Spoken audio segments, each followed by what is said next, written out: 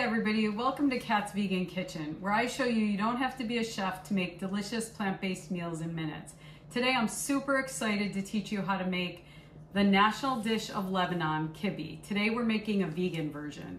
Not only is it every bit as delicious as the lamb-based version, it has no cholesterol and half the fat. First thing you want to do is you want to get your medium grain bulgur wheat, and you want to soak about 3/4 of a cup of it in cool water for about 20 minutes.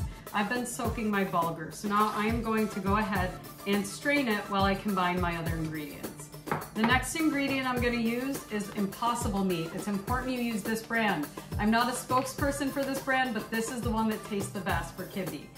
About a cup of onion, a half cup of parsley, a teaspoon of allspice, and a teaspoon of salt. Now we're going to take our Impossible meat and we're going to pour it into our bowl. Then we're simply going to add our parsley, our onion, our allspice, and our salt, and we are going to mix it up.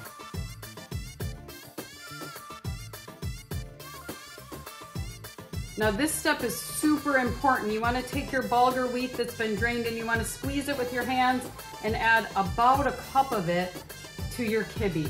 Now this is going to be, you're going to have to eyeball it. So I'm going to show you what it should look like when it's added in. Again, that's about a cup of bulgur wheat. Now the last step is we're actually going to take our hands and mix that kibbeh really well.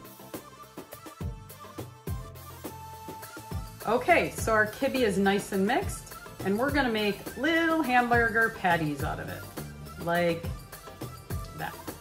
Now, I am going to bake the kibbeh because it makes it a little bit healthier, but full disclosure, the traditional way is to fry it. We're gonna bake our kibbeh at 350, and we're gonna watch it.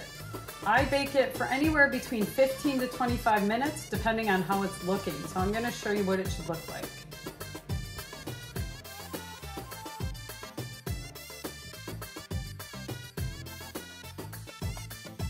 All right, we're gonna take our rolled kibbeh and we're gonna put it in our 350 oven for about 15 to 20 minutes.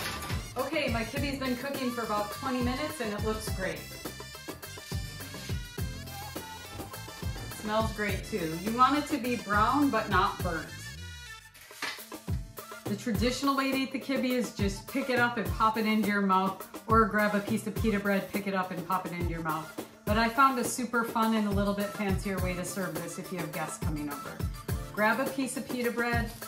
I suggest using traditional Arabic pita bread that doesn't contain sugar.